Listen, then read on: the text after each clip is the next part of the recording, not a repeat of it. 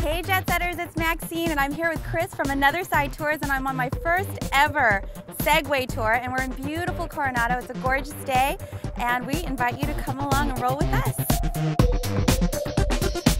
The good thing about Coronado and San Diego is that it's basically summer year-round. So there's a lot of beautiful homes and gardens that are on Coronado Island. One thing that Coronado is famous for in San Diego is actually getting the least value for your money. For what you get in terms of real estate, for the size of your plot, and for the house you get, that's what it's famous for. So this is a great example right here. This is the Amos House, established in 1921. You can see very much the East Coast influence in architecture. And why don't you give me a guess on what you think this house is worth? Well, I'm from LA, so I'm gonna say like 2 million. That's very close. It's actually just a little bit less. We are in a depressed market, of course, but it's about $1.8 million is the asking price right now. It's beautiful. Absolutely. Southern California is kind of a desert. You'll notice that a lot of the vegetation here isn't actually from California, but they have a lot of beautifully landscaped gardens all around Coronado. So Chris, what are some common misconceptions or myths that people have about Segways?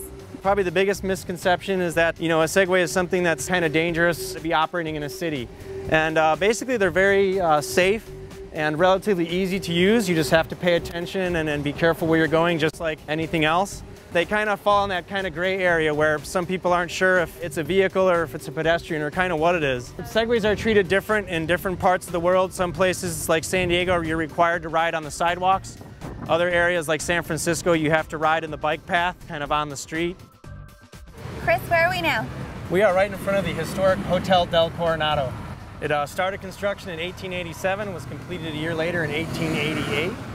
It actually is one of the largest wooden structures on the West Coast. All of the wood had to be imported up from the Northern California area. It was mostly constructed of redwood. Chris, why does this tree have a plaque in front of it? Well, all the way back in 1904, this was the world's first outdoor illuminated electric Christmas tree.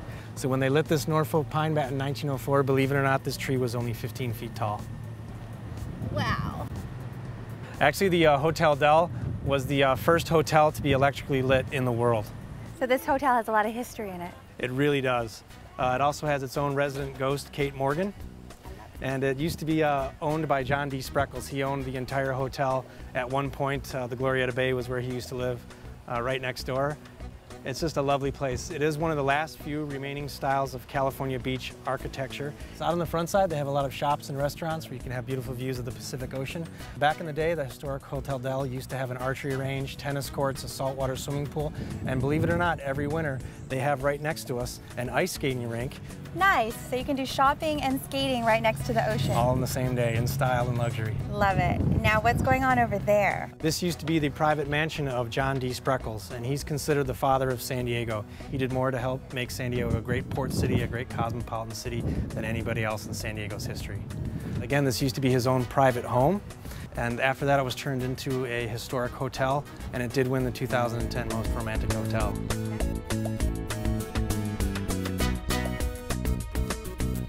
I definitely think this is America's finest city, and this is the finest way to see it. Chris, thank you so much for the tour today. Well, thank you very much for coming on tour with us. We're glad to show you another side of San Diego. I think I got my Segway legs. You do have your Seg on. You're an expert already. So there you have it, Jet Setters. One of the best ways to check out Coronado is right here on a Segway. This is Maxine, your Hollywood insider, wishing you safe travels. Where to sleep, where to eat, where to drink, and where to roll right here at JetsetExtra.com.